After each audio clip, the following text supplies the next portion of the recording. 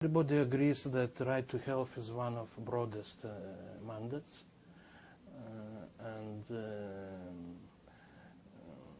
everybody sees this mandate as extremely important.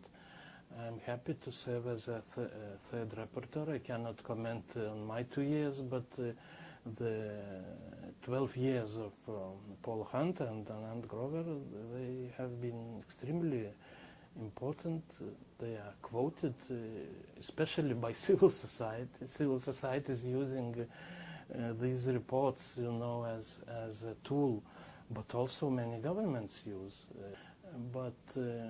So far, this mandate proved its importance and has a good reputation, and I am happy. I am happy to serve in this position.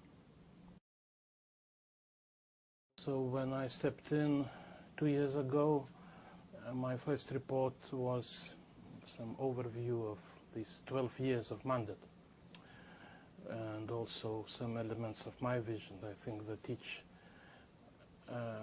rapporteur has opportunity, maybe also obligation, to contribute somehow with his or her background.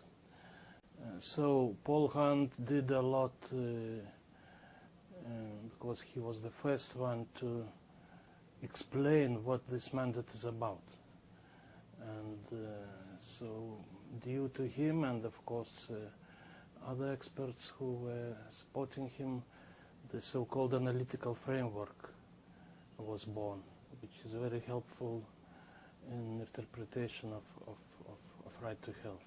So it's some very important elements which each next rapporteur has to keep in mind to have this, to keep this mind that sustainable. So I am also doing my best to keep this analytical framework in mind, but also to contribute with some elements which I think were not enough elaborated during these first 12 years.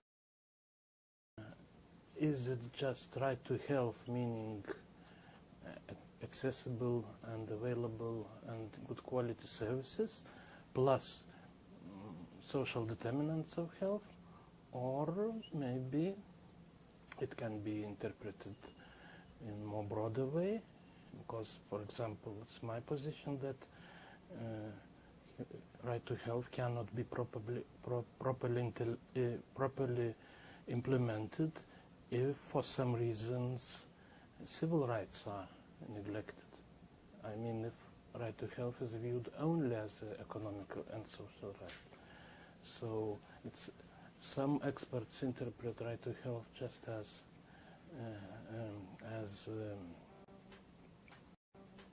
a right to health. Others tell that this is about human rights and health, or human rights-based approach to health.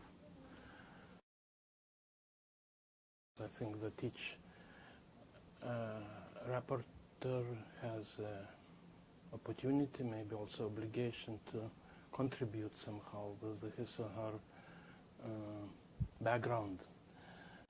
The UN Human Rights Council appoints special rapporteurs so that they inform Human Rights Council what are the challenges, what are the best way to implement right to health, and we as special rapporteurs are doing our best, and our duty is not to please somebody, you know, with nice comments, but to address the issues, especially if stakeholders, especially states, are failing. So